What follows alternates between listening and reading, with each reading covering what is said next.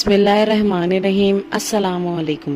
حضرت خباب رضی اللہ تعالیٰ عنہ بن الارت بھی انہی مبارک ہستیوں میں ہیں جنہوں نے امتحان کے لیے اپنے آپ کو پیش کیا تھا اور اللہ کے راستے میں سخت سے سخت تکلیفیں برداشت کیں۔ شروع ہی میں 5-6 آدمیوں کے بعد مسلمان ہو گئے، اسی لیے بہت زمانہ تک تکلیفیں اٹھائی۔ لوہے کی زرہ پہنا کر ان کو دھوپ میں ڈال دیا جاتا، جس سے گرمی اور تپش کی وجہ سے پسینوں پر پسینے بہتے رہتے تھے۔ اکثر اوقات بالکل سیدھا گرم ریت پر لٹا دیا جاتا، جس کی وجہ سے کمر کا گوشت تک گل کر گر گیا تھا۔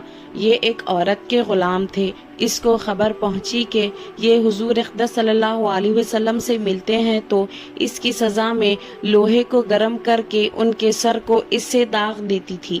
حضرت عمر رضی اللہ تعالیٰ عنہ نے ایک مرتبہ عرصے کے بعد اپنے زمانہ خلافت میں حضرت خباب سے ان تکالیف کی تفصیل پوچھی جو ان کو پہنچائی گئی۔ انہوں نے عرض کیا کہ میری کمر دیکھیں۔ حضرت عمر رضی اللہ تعالیٰ عنہ نے کمر دیکھ کر فرمایا کہ ایسی کمر تو کسی کی دیکھی ہی نہیں۔ انہوں نے عرض کیا کہ مجھے آگ کے انگاروں پر ڈال کر گھسیٹا گیا، میری کمر کی چربی اور خون سے وہ آگ بجھی۔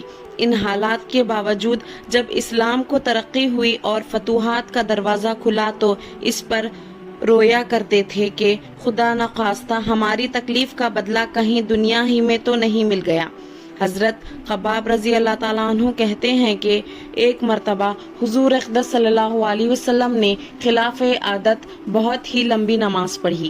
صحابہ رضی اللہ تعالیٰ عنہ نے اس کے متعلق عرض کیا تو حضور صلی اللہ علیہ وسلم نے ارشاد فرمایا کہ یہ رغبت و ڈر کی نماز تھی۔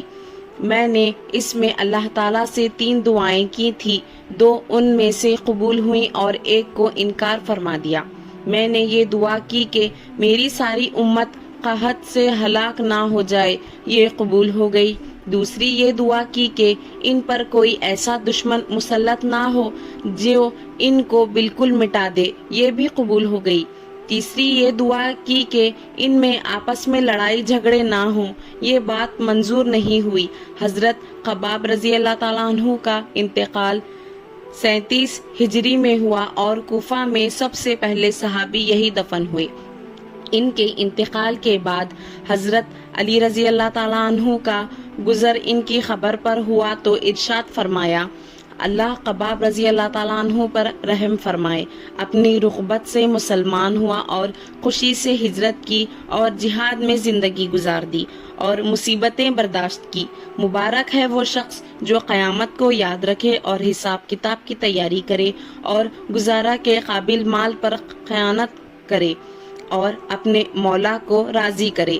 حقیقت میں مولا کو راضی کر لینا انہی لوگوں کا حصہ تھا کہ ان کی زندگی کا ہر کام مولا ہی کے رضا کے واسطے تھا۔ ایسے ہی اسلامک واقعات کے لیے صفوان اسلامک ورلڈ کو سبسکرائب کریں۔